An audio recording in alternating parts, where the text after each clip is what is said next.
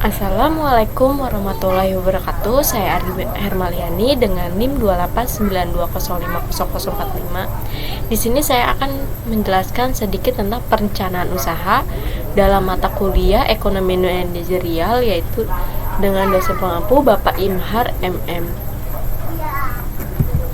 Sebelum membuat bisnis plan, hal yang wajib diperhatikan oleh seorang calon wirausaha adalah ada 5, yaitu yang pertama, produk apa yang ingin dibuat, yang kedua, mengapa produk tersebut dibuat, yang ketiga, siapa target pasarnya atau pembelinya, yang keempat, kapan produk akan dibuat, dan yang kelima, di mana produk tersebut dibuat atau tempat usahanya di mana.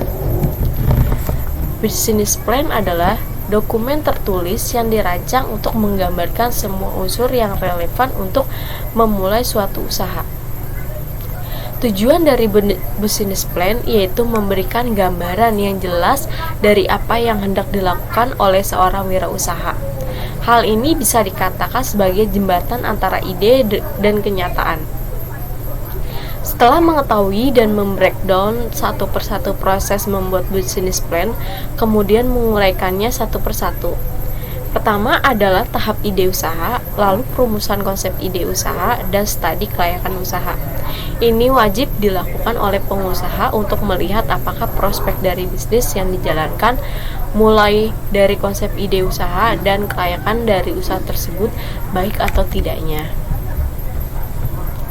Aspek pemasaran. Aspek pemasaran perlu diperhatikan dalam sebuah perencanaan usaha untuk mengetahui seberapa besar peluang pasar bagi produk yang akan ditawarkan. Ada beberapa hal yang berkaitan dengan aspek pemasaran dalam perencanaan usaha, yaitu 1. Mengidentifikasi perilaku konsumen.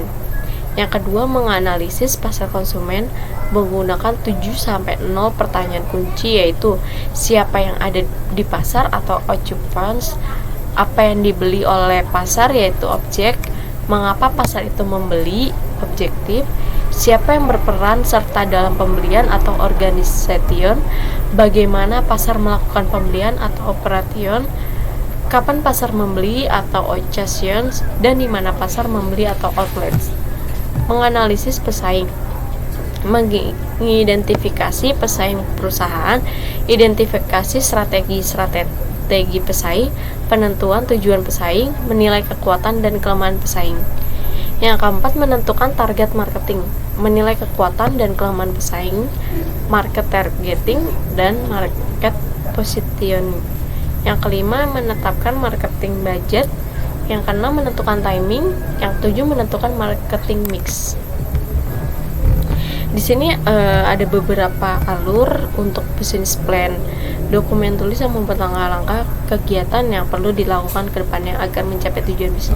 Di sini tuh kayak ada gambaran bagaimana ya kita bisa mencapai yang tujuannya yang diinginkan. Nah, ini ada beberapa gambaran bisa kita contoh sih dari sini ya.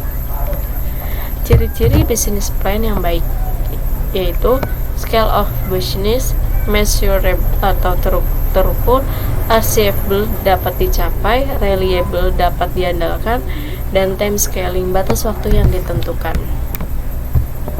Penting diingat, business plan berisi hal-hal pokok dan penting. Karena itu tulislah hal-hal diperlukan. Tulislah rencana dapat memenuhi kebutuhan Anda. Semua yang Anda inginkan haruslah dikerjakan secara benar sejak awal. Jika Anda gagal dalam perencanaan, sesungguhnya Anda sedang merencanakan kegagalan. Dan usahakan untuk membiasakan kebenaran, bukan membenarkan kebiasaan. Gunakan hanya untuk menetapkan tugas-tugas konkret, tanggung jawab, dan batas waktu untuk menyelesaikan tugas-tugas konkret yang diceritakan. Buatlah bisnis plan Anda. Praktek tidak sulit atau konkret. Aspek-aspek dalam bisnis plan yaitu pasar, teknis, manajemen, hukum, ekonomi, dan sosial, dan keuangan. Note, banyak sedikitnya aspek yang diteliti serta kedalaman analisa tergantung pada besar kecilnya bisnis yang akan dilaksanakan.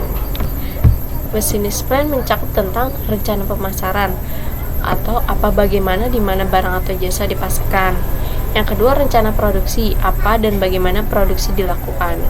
Yang ketiga, rencana organisasional, yaitu apa, bagaimana, siapa yang mengerjakan tiap-tiap jenis pekerjaan. Dan rencana keuangan, dari mana, berapa, bagaimana uang diperoleh, dialokasikan, dibukukan, dan dilaporkan. Fungsi business plan yaitu alat bantu untuk menentukan visibilitas usaha yang akan dijalankan dalam kondisi pasar yang ada. Acuan atau guidance bagi pelaku usaha, pengurus koperasi untuk mengorganisir aktivitasnya. Dan alat atau tool bagi pelaku usaha untuk memperoleh dukungan pendanaan. Sekian penjelasan dari saya. Apabila ada yang kurang atau ada yang salah mohon dimaafkan. Wabillahi taufiq wal hidayah. Wassalamualaikum warahmatullahi wabarakatuh.